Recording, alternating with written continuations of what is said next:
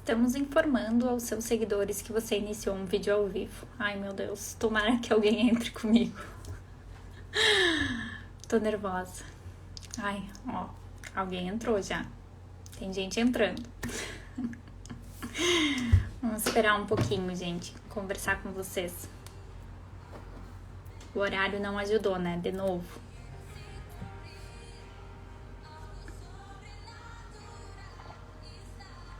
A Ana tá aí, a Gabi também.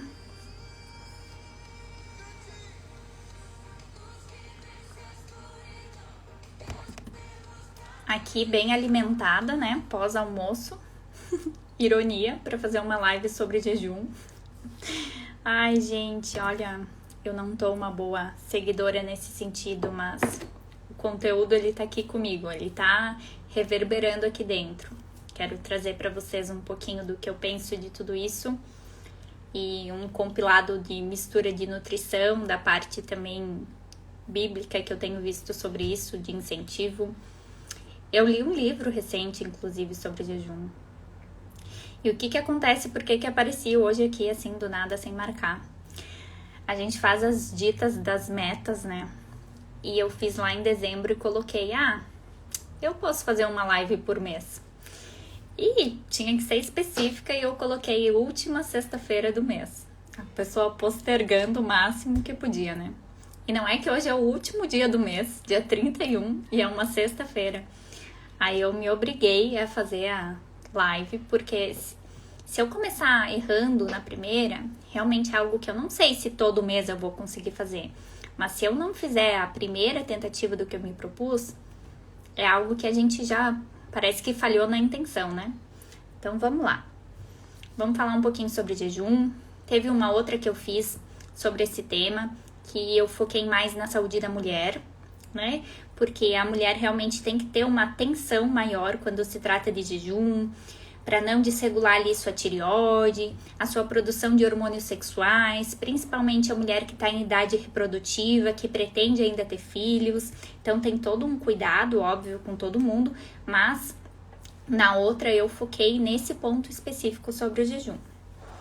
E hoje eu queria vir comentar com quem está entrando ao vivo, ou depois talvez eu deixe salvo, vamos ver como é que vai repercutir isso. Sobre esse livro aqui que eu li, comecei final do ano e terminei só agora em janeiro, porque realmente eu sou resistente com esse tema de jejum, porque ele pega lá na... A gente não quer fazer, né? Daí não quer ler o conhecimento sobre. Que é do Luciano Subirá. Enfim, ele é um pastor, ele traz as bases bíblicas de que isso já era incentivado há muitos anos atrás na Bíblia, que era feito pelos discípulos, que era algo que Deus esperava que nós fizéssemos, né? Que não está lá escrito como um mandamento, mas é algo que está até implícito e explícito muitas vezes ali nas menções das Escrituras. E, obviamente, se a gente pensar no passado, eles realmente não tinham essa oferta de alimentos o tempo todo, essa disponibilidade gigantesca que a gente tem de abrir uma geladeira e pegar ali um snack, um lanchinho para beliscar. E eu acredito muito que disso tudo, dessas modernidades, dessas facilidades do encurtar o tempo de conseguir algo, a gente também foi adquirindo muitas doenças físicas, né? É o tal do ônus e do bônus.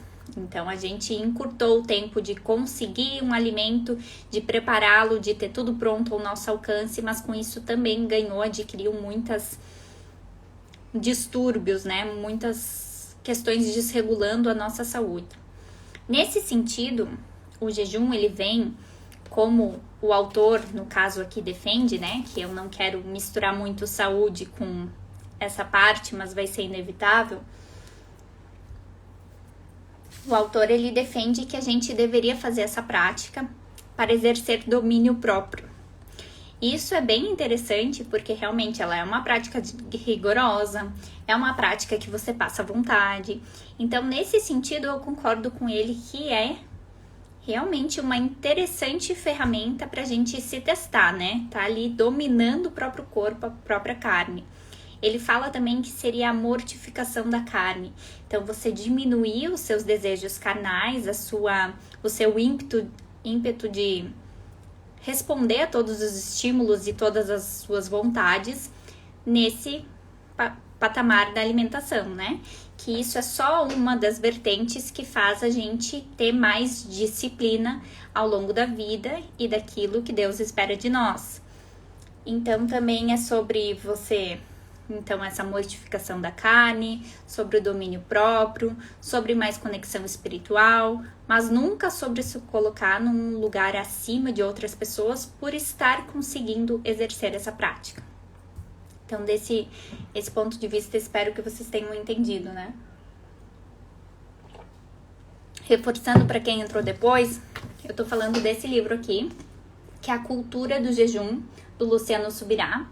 Então, ele é um pastor e ele traz a visão do jejum conforme passagens bíblicas e a própria interpretação dele. No livro, ele faz incentivos a jejuns mais longos, né? É um tempo prolongado, realmente, que ele faz. Mas vamos para a parte da saúde um pouco, então, para tentar conectar isso um pouco, né? O que o jejum faz? Ele possui uma ação de diminuir o mTOR, que é uma das vias ali, e isso é benéfico e, ao mesmo tempo, pode ser ruim. Se eu forçar demais essa via a funcionar no meu organismo, se eu ultrapassar um ponto ali, eu começo a ter perda de massa muscular. E aí, nesse momento que eu preciso ter atenção com a população em geral, principalmente 30+, principalmente mulheres, porque quando eu tenho uma perda de massa magra, eu tenho uma perda muscular, eu posso apresentar uma perda óssea. Então, isso é algo que ninguém quer, né? Que a gente precisa de estrutura e que a tendência com o tempo já diminuir essa nossa estrutura física. E a parte boa do jejum é que ele também atua num aumento do AMPK, que é uma ativação de outra via, que é a via que faz com que a gente produza energia a partir de outras fontes, que a gente produza energia a partir de de gordura, porque o normal é utilizar glicose. Então, como você não está recebendo, o corpo se adapta e vai produzir de outra forma. Faz a renovação celular, faz você ficar mais sensível à insulina.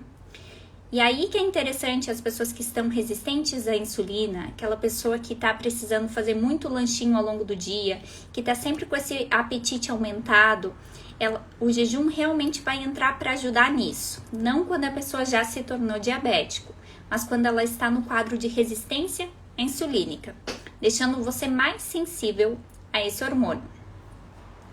E não só mais sensível à insulina, como a gente tem 2 hormônios que regulam ali fome e apetite, que é leptina e grelina. Nossa, tá bem técnico, né, gente? Vamos tentar. A leptina é o hormônio que dá saciedade, que comunica lá pro nosso corpo: tá bom, tô satisfeito, não precisa comer mais. Já a grelina é o hormônio que vai comunicar que a gente tá com fome, que faz a gente comer. Então, a prática do jejum, ela também, além da resistência insulínica, ela ajudaria a nos tornar mais sensíveis ao hormônio leptina, que é o que comunica a saciedade. Então, né, tende a melhorar para quem tá realmente com parece que com fome o tempo todo, nesse sentido. Só que, claro, não vamos nos enganar, né, que o jejum, ele tem um efeito inicial de aumentar a grelina. Então, nas primeiras 4 horas, é esperado que eu tenha até um aumento do apetite. Se eu nunca fiz a prática, a tendência é bem forte, inclusive, dessas primeiras 4 horas, 5 horas, eu ter um aumento da fome. Porque isso está me sinalizando: opa, você não vai comer? Normalmente você comia. Então, é uma questão de adaptação metabólica. Por isso também que eu não posso começar fazendo muitas horas, porque aí eu posso cair naquele outro erro que eu falei para vocês, que leva à perda de massa muscular. Eu tenho que ir flexibilizando isso. Eu tenho que ir treinando o meu metabolismo para aceitar isso, tá? E já falei aqui em outros momentos que 12 horas é super tranquilo, 12 horas sem comer é o que todo mundo deveria fazer, né? É o tempo de você ir até a cama, de espaçamento, né? Que você não deve comer logo antes de dormir, comparado com o horário que tu vai comer no outro dia. 16 horas também é a janela que mais tem benefícios associados, estudos, né, que é totalmente seguro, faz a janela de restrição, né, de 16 horas, passa outras 8 horas do dia com intervalo de alimentação. Então, assim, seria super tranquilo. Eu tava ouvindo o conteúdo de um médico, inclusive, que eu gosto muito, o Dr. Takassi, e ele falou lá no material dele que se a gente for ver um adulto, peso médio de 70 quilos, calculando esses 70 quilos em calorias ali, teria uma reserva de gordura para quase 50 dias. Uma reserva de ficar queimando caloria. E essa parte da ciência faz muito sentido com o que o autor desse livro trouxe aqui. Porque esse cara, gente, ele já fez 40 dias de jejum.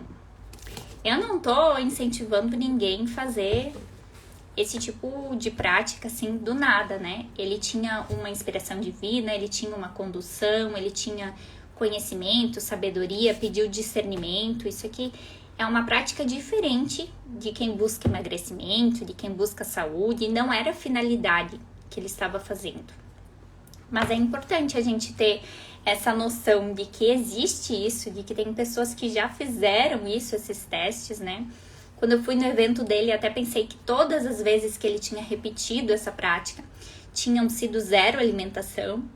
Mas no livro ele conta um pouco mais que várias das vezes que ele repetiu os 40 dias, teve uma que foi com líquidos, tinha uma que ele tomava proteína de manhã, ou que ele comia um caldo no final do dia para repor eletrólitos.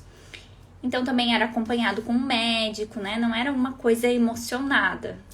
Mas é importante a gente saber que sim, a gente tem o benefício a nível celular, de renovação, de sensibilidade à insulina, de melhorar o quadro dos nossos exames, que a gente pode ter também o efeito esperado ali no peso ou não, né? Porque se a gente pensar que o jejum, ele não é superior a outras práticas de emagrecimento, não está acima. Então, ele está acima quando a gente pensa em saúde, em longevidade e quando a gente pensa também nesse intuito de conexão com Deus. Mas a gente tem que cuidar, por mais que eu esteja falando das duas coisas aqui na live, quem faz para um sentido não mistura com o outro, né? Se eu fizer buscando como uma entrega, como uma submissão, como buscar essa conexão do espiritual, eu não devo atrelar ao emagrecimento, eu não devo atrelar de forma alguma também a métodos punitivos ou compensatórios, comi demais e agora eu vou comer menos. Mas é bem interessante. Eu tenho sido tentada a tentar cada vez mais, né? Mas como eu tenho muito essa relação com a nutrição, eu venho desses conteúdos enraizados, atrelados a emagrecimento, atrelados a práticas que as pessoas faziam após exagero. Eu mesma, né? Às vezes que pensei em fazer, tinha essa mentalidade. Então eu prefiro limpar tudo isso quando for para fazer com uma finalidade de fins espiritual. Mas é bem interessante, de qualquer forma eu recomendo o livro para vocês. Ele é um pouquinho maçante no início, porque ele parece bastante assim, te convencer que aquilo tá escrito na Bíblia, de que tem várias passagens que dão respaldo para isso, e de fato você termina convencido de que é um afligir a alma, você diminuir. Ó, aqui ele traz: fortalece o espírito, aflige a alma e subjuga o corpo. O ser humano não viverá só de pão, mas de toda a palavra que procede da boca. Então também isso nos traz, né, que a gente não vive ali só do alimento físico que a gente recebe, tem muitas outras partes que a gente poderia estar alimentando no nosso corpo. Mas se vocês tiverem dúvidas sobre o tema, vocês podem me mandar também. Ó, e tem uma amiga minha mandando que quando faz se sente leve e disposta. Com certeza, isso pode ser que nas primeiras vezes vocês não sintam esse efeito, mas a tendência é assim que a gente fique com um sistema mental mais aguçado, né? Porque quando você não tá dispersando nenhuma energia para o sistema digestivo, para digerir, para assimilar aqueles nutrientes, para quebrar aquelas moléculas do que você come, porque não se enganem, o processo digestivo demanda bastante energia. Quando não está demandando para isso, sobra para o sistema mental, sobra para a concentração. Eu conversei recentemente com uma pessoa que fez também, era 3 dias, se eu não me engano, não sei, mas ele falou que depois de um tempo ele estava assim, super alerta, porque ativa aquele sistema luta ou fuga do organismo, né? Antigamente, quando eles ficavam muito tempo sem comer, era isso, né? Você tinha que estar pronto para caça, porque já tô horas sem comer, né? Vamos ficar com o sistema de atenção totalmente ligado, totalmente alerta, com a visão mais aguçada, a audição, com os sentidos, para também encontrar esse alimento quando ele passar, quando ele surgir. É muito interessante a nossa antropologia, a nossa história evolutiva explica tudo isso. É uma prática que a gente não deve ter medo, mas que a gente deve aplicar com sabedoria, pelos motivos certos, e sempre cuidar quem já tem alguma condição de saúde, alguma restrição, né? Então, lembrando que a gente pode sim, além do domínio próprio, que o autor cita, que é algo que eu acredito que exerça, a gente pode melhorar a sensibilidade ao hormônio da saciedade, leptina. Muita gente diz que pode virar hábito compensatório, depois comer muito mais, pode, mas a tendência é que você fique mais disciplinado, mais sensível à alimentação do que simplesmente sai comendo tudo pela frente. É para trazer realmente esse autoconhecimento. Ai, gente, eu acho que era isso. De novo, uma tentativa de live em tempo recorde, bem curtinha, né? Não esperei muita gente entrar. Vamos ver se eu deixo salvo pelo menos aí 24 horas. Quero ver como é que repercute isso. A intenção, como eu acabei mencionando para vocês, abrir hoje o objetivo, né? Seria de 1 vez por mês. Vamos ver se eu vou conseguir, vamos ver se alguém vai me cobrar. Mas no fim a gente espera ver isso em números, né? Então que surta algum efeito, sei lá, para alguém comente depois, possa curtir ou que sirva para ganhar um seguidor que seja. Tá bom? E que vocês aprendam também com os conteúdos, né? Me sugiram os próximos. Obrigada por quem ficou, interagiu. Até mais.